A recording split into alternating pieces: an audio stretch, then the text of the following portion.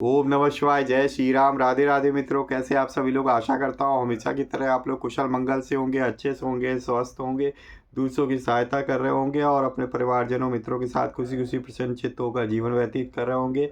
ऐसी दुआएं मनोकामना मैं भगवान से आप लोगों के लिए हमेशा से करता हूँ। मैं अंकित आप सभी लोगों का आपके अपने चैनल में हार्दिक स्वागत करता हूँ, अभिनंदन करता हूँ। दोस्तों, आज आपके सामने फिर से प्रस्तुत हूँ गीता माधुर्य के एक और अध्याय को लेके। तो हम लोग जो है प्रतिदिन गीता माधुर्य के एक एक अध्याय का पाठ करते हैं। तो उसी क्रम में आज हम 9वां अध्याय का पाठ करेंगे। तो आप लोगों का बहुत प्यार मिल रहा है, उसके लिए बहुत बहुत शुक्रिया। तो इसी तरीके से पढ़ते रहिए, मैं आपको पढ़ाता रहूँगा और भगवान का ध्यान करते रहिए। तो स्वामी राम सुखदास जी ने बड़े ही सुंदर शब्दों में हिंदी भाषा में जो है श्रीमद् भगवद गीता के श्लोकों का हिंदी अनुवाद करके उसे प्रश्नोत्तर शैली में इसमें लिखा हुआ है। तो उसी का पाठ मैं आपको पढ़ के सुनाता हूँ। तो उसी क्रम में आज हम लोग 9वां अध्याय देखेंगे, ठीक है, उसका पाठ करेंगे। तो चलिए, सर्वप्रथम हम गणेश जी का आवाहन करेंगे, उसके बाद हम स्टार्ट करेंगे। वक्रतुंड महाकाय सूर्यकोटि समप्रभा निर्विघ्नं कुरु मे देव सर्वकार्येषु सर्वदा। जय श्री गणपति बप्पा मोरया। तुमेव माता च पिता तुमेव, तुमेव बंधु च सखा तुमेव, तुमेव विद्या द्रविड़ं तुमेव, तुमेव सर्वं मम देव देवो। चलिए शुरू करते हैं। सियावर रामचंद्र की जय। ओम नमो शिवाय। ओम नमो भगवते वासुदेवाय। ओम नमः शिवाय। ओम नमो नारायणाय। जय सीताराम। जय श्री राधे कृष्णा। तो अब चलिए आप लोग भी भगवान का ध्यान लगाकर, मन लगाकर सुनिए। मैं आप लोगों को सुनाता हूँ 9वां अध्याय। ओम श्री परमात्मने नमः। 9वां अध्याय। मेरे द्वारा बीच में ही प्रश्न करने से आपने जो बातें कही उनको मैंने सुन लिया। मेरे द्वारा प्रश्न करने से पहले आप और क्या कहना चाहते थे भगवान? ऐसा अर्जुन जी का प्रश्न सुनकर श्री कृष्ण जी बोले, भैया मैं पहले विज्ञान सहित ज्ञान की बात कर रहा था। वही अत्यंत गोपनीय विज्ञान सहित ज्ञान, दोष दृष्टि रहित तेरे लिए मैं फिर कहूँगा, जिसको जानकर तू जन्म मरण संसार से मुक्त हो जाएगा।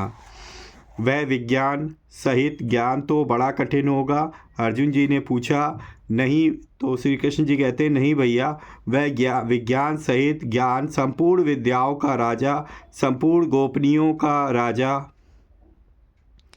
अति पवित्र, अति उत्तम, प्रत्यक्ष फल वाला, धर्ममय और अविनाशी है तथा करने में, काम में लाने में बहुत ही सुगम है। ऐसी सुगम विद्या को सब के सब प्राप्त क्यों नहीं कर लेते? अर्जुन जी ने पूछा।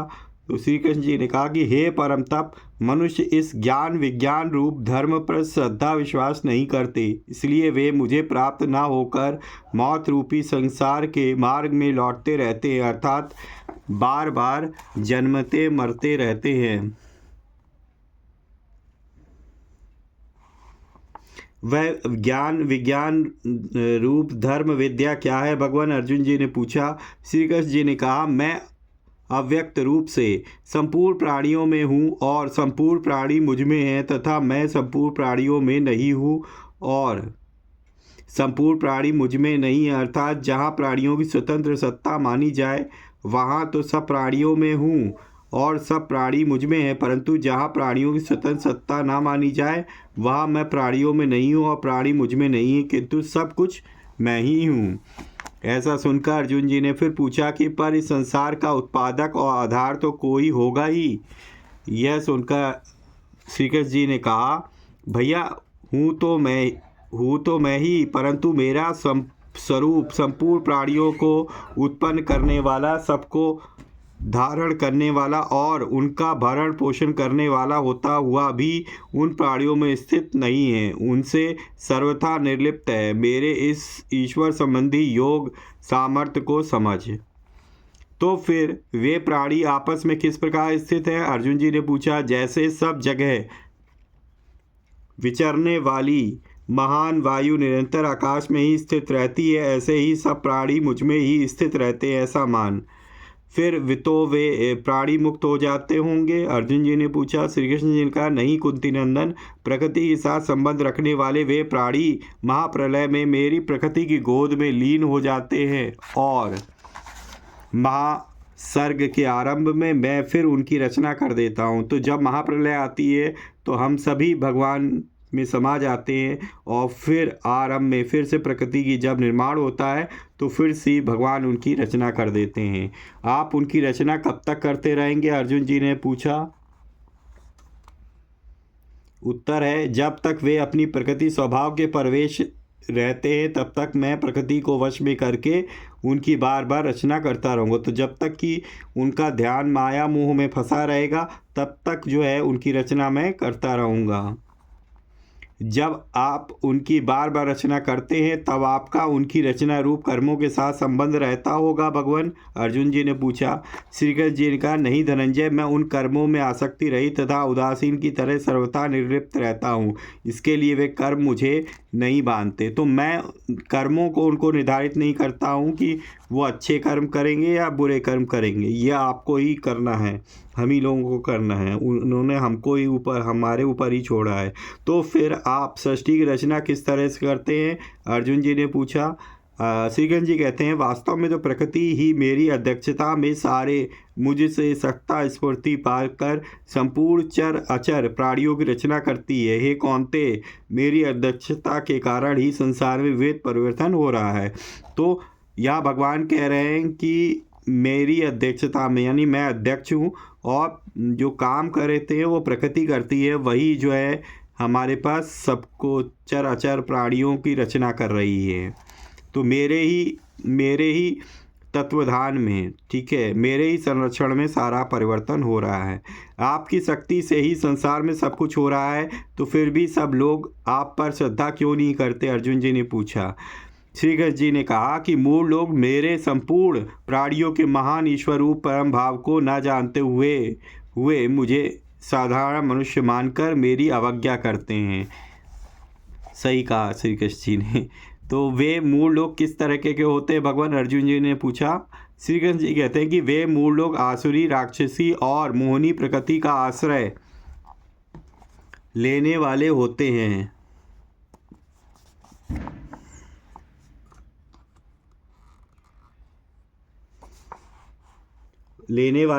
और उनकी सब आशाएं, सब शुभ कर्म तथा सब ज्ञान व्यर्थ होते हैं, अर्थात सत फल देने वाले नहीं होते। फिर आप पर श्रद्धा करने वाले कौन होते हैं भगवान, अर्जुन जी ने पूछा। तब श्री कृष्ण जी कहते हैं कि हे प्रथानंदन, जो महात्मा लोग मुझसे संपूर्ण प्राणियों का आदि और अविनाशी मानते हैं, वे मेरी देवी संपत्ति का आश्रय लेकर अनन्य भाव से मेरा भजन करते हैं। ऐसा सुनकर श्री कृष्ण जी बोले, आपका भजन करने वालों के क्या लक्षण होते हैं।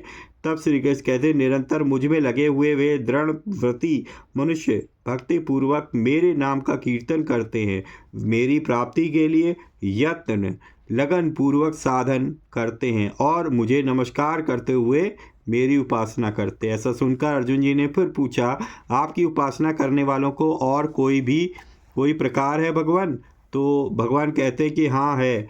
कई साधक ज्ञान यज्ञ के द्वारा अभिन्न भाव से मेरा पूजन करते हुए मेरी उपासना करते हैं और दूसरे कई साधक अपने को पृथक मानकर तथा विश्व को मेरा स्वरूप समझकर सेव्य सेवक भाव से मेरी अनेक प्रकार से उपासना करते हैं। फिर से अर्जुन जी पूछते हैं कि विश्व की उपासना, आपकी उपासना कैसे हुई भगवान। तब श्री कृष्ण जी कहते हैं कि मैं ही क्रतु यज्ञ स्वधा औषध मंत्र घृत अग्नि हवन रूप क्रिया हूँ। मैं ही जानने योग विधि पवित्रता ओंकार ऋग्वेद सामवेद और यजुर्वेद हूँ। ये संपूर्ण जगत का पिता धाता माता पितामह गति भर्ता प्रभु साक्षी निवास आश्रय सुहद्र उत्पत्ति प्रलय स्थान निधान और अविनाशी बीज भी मैं ही हूँ, यानी कि सब कुछ मैं हूँ। हे अर्जुन, मैं ही सूर्य रूप से तपता हूँ, जल को ग्रहण करता हूँ और फिर उस जल को वर्षा रूप से बरसा देता हूँ। मैं ही अमृत और मृत्यु हूँ और तो क्या कहूँ, सत और असत जड़ चेतन भी मैं ही हूँ। जब विश्व रूप से सब कुछ आप ही हैं तो फिर आपको छोड़कर मनुष्य देवताओं की उपासना क्यों करते हैं, अर्जुन जी ने पूछा। श्री कृष्ण कहते, सुख भोग की इच्छा वाले मनुष्य तीनों वेदों में कहे हुए यज्ञादि शुभ कर्मों के अनुष्ठान द्वारा इंद्र का पूजन करते हुए स्वर्ग की याचना करते हैं। फिर सोमरस को पीने वाले और स्वर्ग के प्रतिबंधक पाप से रहित वे मनुष्य पुण्य के बल पर विशाल स्वर्गलोक में जाते हैं और वहाँ देवताओं के दिव्य भोगों को भोग कर पुण्य क्षीण होने पर पुनः मृत्युलोक में आ जाते हैं। तो मैंने आपसे कहा था कि जब जितने पुण्य लोक होते हैं, जितने पुण्य कर्म होते हैं, उन पुण्य के ख़त्म होने तक आप वहीं रहते हो और जैसे ही पुण्य ख़त्म हो जाता है फिर से मृत्युलोक में आके पृथ्वीलोक पे आपको जन्म लेना पड़ता है। इस तरह तीनों वेदों में कहे हुए सकाम अनुष्ठानों का आश्रय लेने वाले और भोगों की कामना करने वाले मनुष्य बार बार जन्मते और मरते हैं। यह दशा तो सकाम अनुष्ठानों का आश्रय लेने वालों की होती है, पर कोई आपका आश्रय ले ले तो? अर्जुन जी ने पूछा।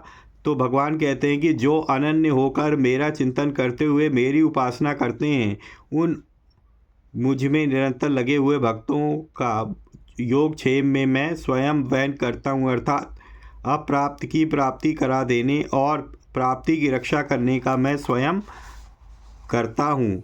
परंतु आपकी उपासना न करके कोई श्रद्धापूर्वक अन्य देवताओं की उपासना करे तो? अर्जुन जी ने पूछा। तब श्री कृष्ण जी कहते, सुनिए क्या कहा कि हे कुंती नंदन, जो मनुष्य श्रद्धापूर्वक अन्य देवताओं का पूजन उपासना करते हैं वे भी वास्तव में सत असत सब कुछ मैं ही हूँ, इस दृष्टि से मेरा ही पूजन करते हैं, पर उनके द्वारा किया हुआ वह पूजन विधि पूर्वक नहीं होता। फिर अर्जुन जी यह सुनकर पूछते हैं कि जब वह पूजन भी आपका ही है तो फिर उनका वह पूजन अविधि पूर्वक क्यों है भगवान? तब श्री कृष्ण जी कहते हैं कि यज्ञ, दान, तप आदि संपूर्ण शुभ कर्मों का भोक्ता और संपूर्ण संसार का मालिक मैं ही हूँ, परंतु वे मुझे इस तरह तत्व से नहीं जानते, इसलिए उनका पतन हो जाता है। यह सुनकर अर्जुन जी फिर पूछते हैं कि उनका वह पतन क्या है? श्री कृष्ण जी कह रहे हैं कि देवताओं के भक्त देवताओं को, पितरों के भक्त पितरों को और भूत प्रेतों के भक्त भूत प्रेतों को प्राप्त होते हैं और मेरे भक्त तो मुझे ही प्राप्त होते हैं। जिस प्रकार जिस भक्ति से आपके भक्त आपको ही प्राप्त होते वह भक्ति तो बड़ी कठिन होगी। अर्जुन जी ने पूछा। तब श्री कृष्ण जी ने कहा कि नहीं भैया, वह तो बड़ी सुगम है।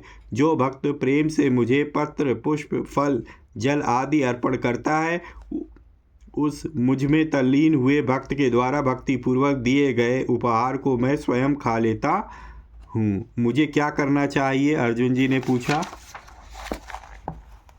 तब श्री कृष्ण जी बोल रहे हैं कि हे कुंती नंदन, तू जो कुछ खाता है, जो कुछ यज्ञ करता है, जो कुछ दान देता है, जो कुछ तप करता है और इसके सिवाय जो कुछ भी करता है वह सब मेरे को अर्पण कर दो। मतलब जो कुछ भी तुम्हारा है सब भगवान को अर्पण करते जाओ, जो कुछ कर रहे हो वो भी। अर्पण करने से क्या होगा भगवान? अर्जुन जी ने पूछा। तब भगवान कहते हैं कि भैया तू बंधन कारक संपूर्ण शुभ अशुभ कर्मों के फल से मुक्त होकर मुझे प्राप्त हो जाएगा। यह सुनकर अर्जुन जी फिर पूछते हैं कि जो सब कुछ आपके अर्पण कर दे उसको तो आप बंधन से मुक्त कर दें, और जो सब कुछ आपके अर्पण ना करे वह बंधन में ही रहे। आप में इतना पक्षपात क्यों? तब श्री कृष्ण जी कहते हैं कि यह पक्षपात नहीं है भैया, मैं तो संपूर्ण प्राणियों में समान हूँ। मेरा ना तो कोई द्वेषी है और ना कोई प्रिय है, परंतु जो प्रेम पूर्वक मेरा भजन करते हैं वे मुझ में और मैं उनमें विशेषता से हूँ। यह सुनकर अर्जुन जी ने फिर पूछा कि कोई मनुष्य दुराचारी हो तो क्या वह भी आपका भजन कर सकता है, आपका भक्त हो सकता है? तब श्री कृष्ण जी कहते हैं कि हाँ, जरूर हो सकता है। अगर कोई दुराचारी से दुराचारी मनुष्य भी दूसरों का आश्रय छोड़कर मेरा भजन करता है तो उसको साधु ही मानना चाहिए, क्योंकि उसने निश्चय बहुत अच्छा कर लिया है। यह सुनकर अर्जुन जी ने पूछा, उसको केवल साधु ही मान लें क्या? तो श्री कृष्ण जी कहते नहीं, वह तो तत्काल धर्मात्मा महान पवित्र बन जाता है और सदा रहने वाली शांति को प्राप्त हो जाता है। हे कुंती नंदन, तू प्रतिज्ञा कर कि मेरे भक्त का कभी पतन नहीं होता। तू प्रतिज्ञा कर कि मेरे भक्त का कभी पतन नहीं होता। यह सुनकर अर्जुन जी पूछते हैं फिर से कि आपकी भक्ति के अधिकारी और कोई भी हो सकते हैं क्या? तो श्री कृष्ण जी कहते हैं कि हाँ पार्थ, पाप योनि वाले तथा स्त्रियां, वैश्य और शूद्र भी मेरा आश्रय लेकर मुझे प्राप्त हो जाते हैं। फिर जो जन्म और कर्म से पवित्र ब्राह्मण और क्षत्रिय हैं वे मेरे भक्त हो जाएं, इसमें तो कहना ही क्या। ऐसा सुनकर श्री कृष्ण अर्जुन जी फिर पूछते हैं कि मैं ऐसा भक्त कैसे बनूं भगवान। तब श्री कृष्ण जी कहते हैं कि इस नाशवान और सुख रहित शरीर को प्राप्त करके तू मेरा भजन कर। आपका भजन मैं कैसे करूं? अर्जुन जी पूछते हैं। श्री कृष्ण जी ने कहा कि तू स्वयं मेरा ही भक्त हो जा, मुझ में ही मन वाला हो जा, मेरा ही पूजन करने वाला हो जा और मुझे ही नमस्कार कर। इस तरह मेरे साथ अपने आप को लगाकर मेरे परायण हुआ तू मुझे ही प्राप्त होगा। सियावर रामचंद्र की जय। तो ये था दोस्तों 9वां अध्याय जो मैंने आपको सुनाया। अब नेक्स्ट सेशन में मैं आपको सुनाऊंगा 10वां अध्याय। तो आप जो है जुड़े रहिए, और अगर पहली बार मेरे पास चैनल पे आए तो सब्सक्राइब कीजिए, लेटेस्ट और बेल आइकन को ज़रूर प्रेस करें ताकि लेटेस्ट से लेटेस्ट वीडियो आपके पास आ सके और आप आगे कंटिन्यू कर सके गीता माधुर्य के नेक्स्ट पार्ट को। तो दोस्तों अगर ये आपको वीडियो अच्छी लगी है तो प्लीज़ वीडियो को लाइक करना भूलें और ज़्यादा से ज़्यादा अपने मित्रों परिजनों के साथ भी शेयर करें ताकि वो भी इस पार्ट्स को सुनकर लाभ उठा सकें। और अगर आप पहली बार चैनल पे आएँ, इस तरीके के पाठ सुनना, पौराणिक रहस्यों की कहानियाँ सुनना आपको ग्रंथों से सनातन धर्म के पसंद है तो आप इस चैनल को सब्सक्राइब कर सकते हैं और बेल आइकन को ज़रूर प्रेस करें ताकि लेटेस्ट से लेटेस्ट वीडियो की इन्फॉर्मेशन आप तक तुरंत ही पहुँचती रहे। तो इसी तरीके से भगवान की भक्ति करते रहिए, अपने परिवारजनों मित्रों के साथ खुशी खुशी प्रसन्नचित होकर जीवन व्यतीत करिए। और हाँ, हमेशा की तरह किसी न किसी एक पर्सन की हेल्प करने की ज़रूर कोशिश करिए। मिलेगी नेक्स्ट वीडियो में, तब तक के लिए जय श्री राम, राधे राधे मित्रों।